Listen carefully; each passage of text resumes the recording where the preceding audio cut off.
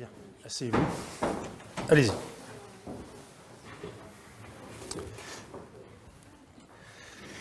Bien, tout le monde est là. Je vais vous dire ce qui vous est reproché et ensuite on va instruire cette affaire.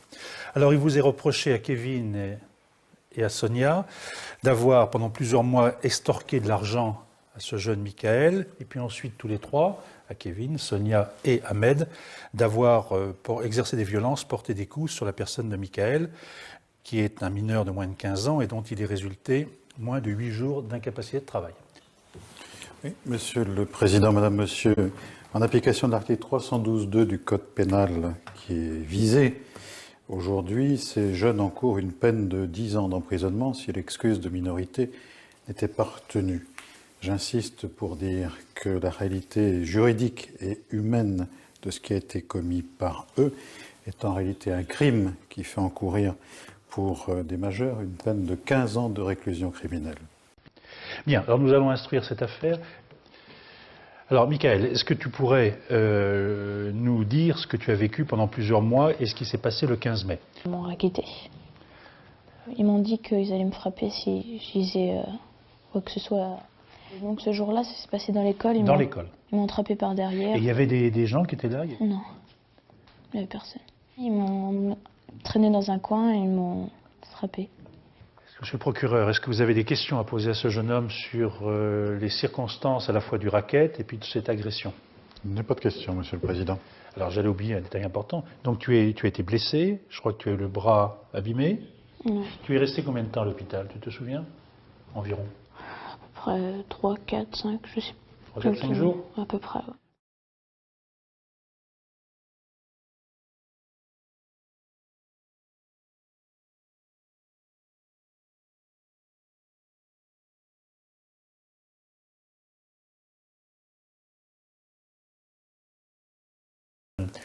Alors, Kevin, tu te lèves, s'il te plaît. Alors, qu'est-ce que tu as à dire sur ce racket et sur cette agression-là? Pourquoi tu as racketté ce jeune? Pourquoi? Voilà, je lui ai demandé qu'il me prête de l'argent, puis ça a mal tourné. Alors, on a beaucoup utilisé le mot prêter, emprunt, mais en fait, c'est pas un emprunt, tu lui as piqué de l'argent. Tu n'avais aucune intention de lui rendre. Aussi, si, au début, je devais lui rendre. Et comment tu lui aurais rendu, puisque tu nous as dit pendant l'instruction que tes parents t'en donnaient pas et que tu n'avais aucune source de revenus. Donc, tu n'avais pas d'argent, tu en avais besoin, tu t'en es procuré, mais tu ne pouvais pas penser pouvoir le restituer. Mais si, mais peut-être, j'aurais pu. Est-ce que tu as le sentiment d'avoir exercé des violences sur lui pendant plusieurs mois? Pour moi, non. Ben, comment tu appelles le fait à plusieurs de faire pression sur quelqu'un pour qu'il vous remette un bien, l'espèce de l'argent, qu'il n'aurait aucune envie ni aucune raison naturelle de vous remettre? Est-ce que c'est pas ça, exercer des pressions? Mais si vous le dites. De toute façon, c'est bon, je veux dire, voilà, quoi, vous savez, j'ai fait une connerie. Maintenant, j'attends. Tu attends quoi?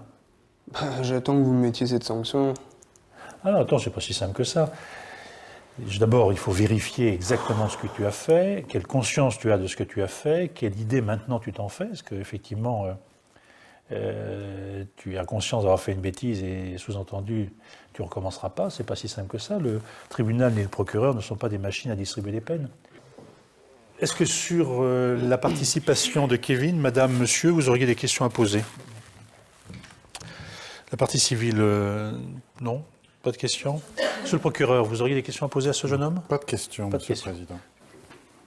Monsieur le Président, Madame, Monsieur, bien que cette audience soit à huis clos, votre décision est attendue à l'extérieur avec beaucoup d'attention. Elle est attendue en particulier au collège Saint-Exupéry qui a en quelque sorte accompagné le cheminement scolaire de tous ces mineurs. Le racket, c'est la négation d'autrui. La personne qu'on agresse pour lui voler ce qu'elle possède n'existe pas. Elle est réduite à néant. Elle ne vaut que par sa valeur marchande. Michael vaut 100 €. C'est tout. En ce qui concerne Kevin, il est évident que la tâche n'est pas facile pour votre juridiction et Kevin ne vous a pas facilité cette tâche. Kevin, lorsqu'il a commis ces faits, était dans le cadre d'un sursis avec mise à l'épreuve comportant un certain nombre d'obligations. Il n'y avait pas comme obligation celle d'agresser les gens. Donc déjà, c'est un élément extrêmement favorable. Les faits ont duré sur plusieurs mois pendant cette mesure qui lui était destinée, et ça non plus, c'est pas bon.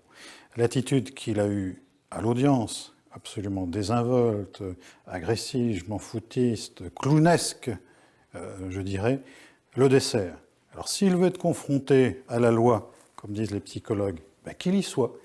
Et s'il veut voyager, ben, moi je lui propose directement un appartement avec une vue imprenable, en tout cas imprenable de l'extérieur, s'entend, c'est-à-dire la maison d'arrêt.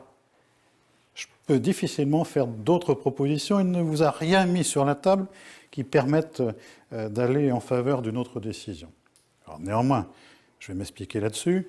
Je vais vous demander de bien vouloir condamner Kevin à une peine de 9 mois d'emprisonnement, dont 6 fermes, les 3 autres étant assortis d'une mise à l'épreuve comportant l'obligation de se soigner, et notamment de se soigner par rapport à l'alcool et par rapport à la toxicomanie, qui est toujours présente, même si on ne l'a pas beaucoup abordée aujourd'hui, et l'interdiction de rencontrer la victime. Monsieur le Président, Madame, Monsieur, Kevin a passé 2 mois en détention provisoire. Certes, son casier judiciaire ne plaide pas en sa faveur. Certes, les faits qui lui sont reprochés aujourd'hui sont graves et ont eu des conséquences sérieuses pour le jeune Michael ici présent. On ne peut pas bien saisir la personnalité de Kevin si on ne se penche pas sur le drame qu'il a vécu voici 5 ans. Kevin, alors âgé de 12 ans, doit faire face au décès de son grand frère, âgé à l'époque de 15 ans. Et que l'on regarde le dossier, vous l'avez dit vous-même, Monsieur le Président, jusqu'à cet âge de 12 ans, même si tout n'est pas rose à la maison, Kevin est un garçon normal, un garçon sans problème comme les autres. Mais à partir de ce jour-là, sa vie bascule. Sa vie bascule parce que ce frère qu'il aimait tant, qu'il adorait, qu'il voyait comme un modèle, n'est plus là. Et il perd l'élément stabilisateur dans sa vie. Sa famille rencontre de graves difficultés financières, son père étant au chômage, je vous l'ai dit, et sa mère n'ayant jamais travaillé. Alors la conséquence, elle est directe, elle est simple. Ils n'ont pas les moyens de donner un sou d'argent de poche à Kevin. Et ce problème est récurrent chez lui. Il me l'a dit souvent lors de nos divers entretiens, avec ses propres mots. Le problème, c'est que j'ai pas une thune. J'ai pas une thune. Alors comme si tous ces problèmes antérieurs ne suffisaient pas, il n'a quasiment aucune vie sociale pour un problème financier. Alors Kevin va chercher une solution et va la trouver. Et je vous l'accorde, c'est la plus stupide qu'il soit. Il va chercher l'argent là où il se trouve. Il va chercher l'argent facile. Il va racketter. Et il a racketté Michael pendant plusieurs mois. L'ordonnance du 2 février 1945, qui fonde notre droit pénal pour les mineurs, édicte un principe fort et qu'il ne faut jamais oublier. La peine de principe pour un mineur, c'est le prononcé d'une mesure d'éducation, d'une mesure d'assistance, d'une mesure de surveillance, et ce, quel que soit l'âge du mineur, quels que soient ses antécédents judiciaires. En tout état de cause, l'emprisonnement ne doit être envisagé qu'en dernière extrémité. Je vous demanderai instamment de ne pas renvoyer Kevin en prison, de peut-être prononcer une peine de prison ferme, mais en tout cas qui n'excède pas le temps de détention déjà effectué, et surtout de ne pas révoquer les sursis que Kevin a au-dessus de la tête, afin qu'il puisse poursuivre ce processus de réinsertion déjà fort bien engagé. Je vous remercie. Merci, maître. Je vais vous dire que je reconnais la connerie que j'ai faite, ça c'est sûr, mais je regrette en aucun cas de l'avoir fait. Tu la reconnais, mais tu ne la regrettes pas. Le tribunal appréciera. Bien, les débats sont clos. Nous allons nous retirer pour délibérer. Ok, allez, on va revenir au cas le plus délicat, qui est celui de Kevin. Alors, il y a au moins une certitude, c'est qu'il est coupable. Oui, tout à fait. Alors, ce qui choque, bien évidemment, c'est son comportement, le moins qu'on puisse dire, pas dilettante, le mot n'est pas exact, mais de provocation. Parce que c'est Oui, ça faut les d'insolence, quand même. Il faut bien c'est sûr, employer oui. les mots qu'il D'accord. faut. Le premier réflexe, c'est de dire qu'il y aurait 2 personnages. celui qui nous a été présenté comme ayant eu des gros problèmes quand il était enfant et comme évoluant très très bien à travers le CER, le CEPI dans un premier temps, le CER aujourd'hui, et puis celui qui est insolent à l'audience. Et apparemment, il y a une contradiction entre les deux représentations que donne l'éducateur et la représentation que lui-même donne. Le rangement de réquisition du procureur. 9 mois. Oui. Oui. Oui, donc, compte tenu de son passé, je crois que Compte tenu de son passé. c'est correct. Bon, 9 mois. Ok, on est d'accord sur le principe. Donc il faut qu'on lui fasse passer cette idée qu'à la fois on n'accepte pas ce qu'il a fait, d'abord ce qu'il a fait, Tout à fait. qu'on n'accepte pas sa provocation, mais qu'on est quand même optimiste pour son avenir. Pour son avenir. Ça veut dire aussi au passage qu'il ne faut pas le laisser trop longtemps en prison. Oui, oui. Sûrement. Oui, faut que la peine- Moi, je le verrais bien retourner 2 bons mois en prison. Oui. 2 mois. Oui, moi aussi. Ce que je vous propose, si vous voulez, c'est qu'on prononce une peine de 9 mois, dont on veut qu'il fasse en tout cas, donc 5 mois avec sursis. Oui. Donc 5 mois avec sursis. Comme il en a déjà fait 2, il en a encore 2 à faire. Oui. Mise à l'épreuve. Mise à Mise à l'épreuve. l'épreuve. Mise à Ça me l'épreuve, paraît indispensable. 18 mois. On ne révoque pas le sursis mise à l'épreuve, mais automatiquement le sursis simple va être révoqué. Alors maintenant, mandat de dépôt à l'audience.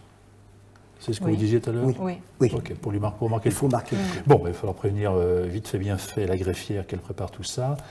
Chercher la garde, parce qu'il faut là plus que jamais qu'il y ait une garde qui soit là pour l'emmener. Pour l'emmener. Parce qu'il risque de réagir et de ne pas apprécier la plaisanterie. Eh oui. Enfin, on va lui expliquer. Bien, il nous reste une dernière chose, mais c'est une formalité. Oui. Il faut bien sûr admettre la conscience de partie civile de Michael, plutôt des parents au nom de Michael. Je crois qu'on va accorder une provision. Bon, il nous a demandé 15 000 francs à titre personnel, et puis 5 000 francs pour payer l'expertise. Je crois qu'il n'y a pas d'état d'âme à avoir.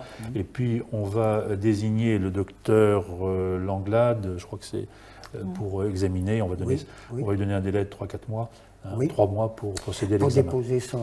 déposer son rapport. Voilà. Bien, allez, je vous remercie.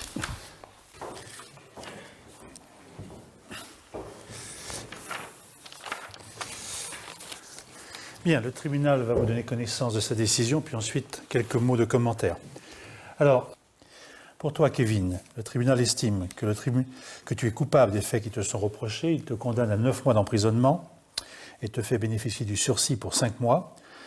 Tu seras mis dans la situation d'un sursis mis à l'épreuve pendant 18 mois. Cette mise à l'épreuve sera exercée par le CEAT, c'est-à-dire l'équipe éducative du tribunal pour enfants de cette ville, avec une triple obligation, une obligation de soins par rapport à l'alcoolisme et la toxicomanie dont parlait monsieur le procureur, l'obligation d'indemniser la victime et bien sûr de ne pas rencontrer la victime.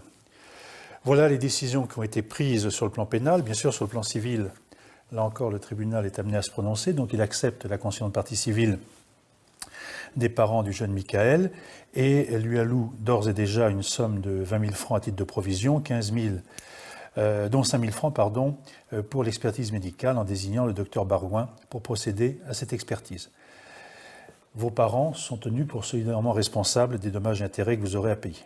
Voilà l'ensemble de la décision qui est prononcée avec cette particularité que j'allais oublier mais qui est essentielle pour Kevin. Le tribunal ordonne l'exécution immédiate, c'est-à-dire que tu seras incarcéré dès ce soir. Alors tu n'as qu'à t'en prendre qu'à toi-même quand on vient nous dire que tu évolues bien et que tu ne prends pas conscience de la gravité des faits que tu accomplis. Il fallait que tu sois renvoyé à l'application de la loi. Donc c'est une décision à ton égard qui est sévère, mais qui correspond à ton attitude. Ça ne veut pas dire que c'est une décision seulement tournée vers le passé. On est optimiste, on pense que tu peux t'en sortir. Donc à toi d'assumer ta responsabilité. Je vous rappelle aux uns et aux autres que vous avez un délai de 10 jours pour faire appel. Cette audience est terminée.